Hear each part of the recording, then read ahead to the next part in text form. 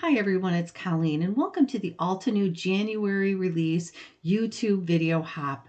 I love to get the most bang for my buck when it comes to my stamp set. So today we're going to create some beautiful backgrounds using a new stamp set from the release. I created this card for the January release and I wanted to show you the background that I created using the stencil from this bundle. Now we all know that Altenew is just phenomenal with their stamp bundles. And we'll talk about that in a few minutes, but I wanted to show you how lovely this background is. And then I stepped it up a notch by using an embossing folder over that background. So we're going to recreate this card today, changing it up a little bit with colors. So let's talk a bit about the stamps that we're going to use. This is called Daisy Crown, and it's a bundle that includes a 6x8 stamp set, coordinating dies, and a stencil. And I love that Altenew includes this panel with their stamp sets that show you what's included and how to use the stencils.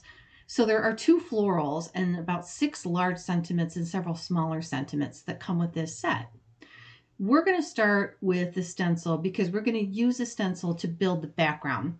Now, I just showed you the stencils are numbered, so you know what order to go in. Just follow the number, and that helps you line up your stencils for each layer exactly where you want them. I'm starting with the leaves from this stencil, and I'm using a light shade of gray. I really love gray and blue together, so I wanted this card to have those colors in it. And I'm using the Altenew mini blending brush. And I love the mini blending brush because it really helps me to confine my colors and not get ink where I don't want them. I sometimes will get ink where I don't want it, and then I have to start all over again. The mini blending brushes resolves that problem, and it's really good for smaller stencils like these. So I'm going in with my second layer for the leaves, and then after that I will be ready to work on the flower petals. And again, it's really easy to line these up. It takes a few minutes to kind of get it exactly where you want it, but I really had no trouble at all lining up the flowers over the leaves. Now I'm coming in with shades of blue to add to ink the petals. These flowers are absolutely gorgeous. You could stamp the outline and then stencil the colors through the outline, or if you like the no line coloring look, you can just use the stencils like I am here. You really have a lot of variety. You could even heat emboss the outline if you really wanted to add some shine to it. So you have a lot of options here to create and build your background. So now I think I'm going in because I have to color in the stamens of the flowers. Those are the center parts of the flowers. And I'm just going to go in with a darker shade of gray ink so I could keep the colors as neutral as possible. And again, it's just very, very easy to line these up. You will love it. So now I'm continuing to build my background. I want the background to be pretty filled up.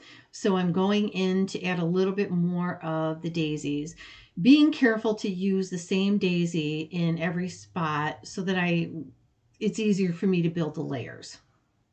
So I'm almost done with my background. I'm really happy with how it's turning out, and I love the colors together. And I also love how Altenew makes it so easy for you to use these stencils so you don't get confused. So I'm going in now to finish off with the stamen. We can't forget that stamen, right? And then I will be just about finished with my background. And there you have it. Isn't it beautiful?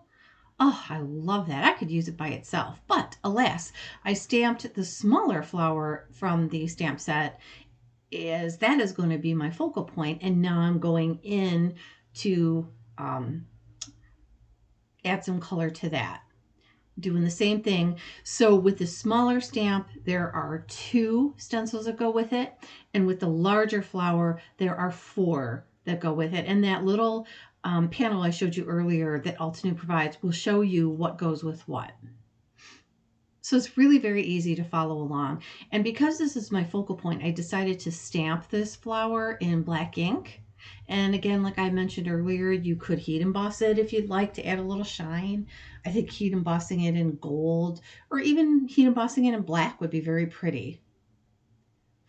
So this is really easy to line up as well. You just have to make sure that the leaves show through exactly where you want them through the stencil, and then I can go ahead and add my second layer for my leaves. Again, using the mini blending brush because that brush really helps me to not get ink where I don't want it. In this case, it's not as important because I will be die cutting this out.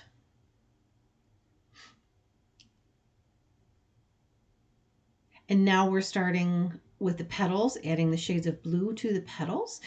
If you notice, I'm using the same colors with my focal point as I used in my background. That's really important to limit your colors or use monochromatic colors in order for this technique to work because it is busy. You have a busy background, you got a focal point, you got a sentiment, you've got texture. You really don't want things competing with each other, so be sure to limit your colors.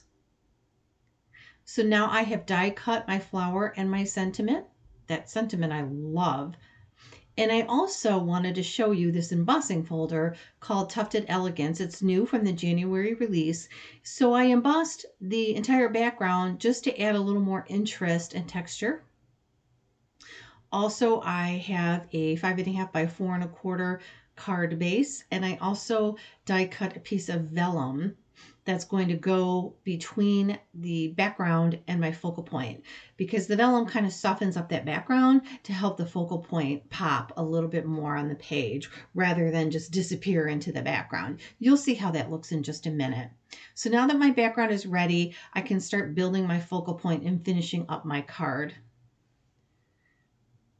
What I like about this technique is that I feel like I'm getting the most use out of my stamps. And that's really important to me is if I can find 3 or 4 ways to use this stamp set, then it's worth it for me to invest in it.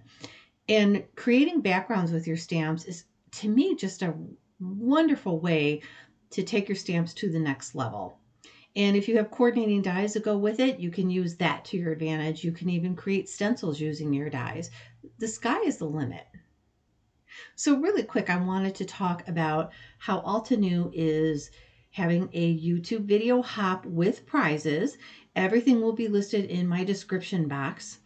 And hop along with everybody so that you can enter to win a prize from Altenew.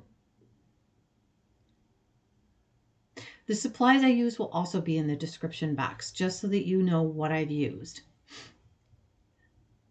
Now, all this card needs is a little bit of drops to make it a little shiny and a little more texture, and this card is finished. And I think the colors are so subtle and beautiful.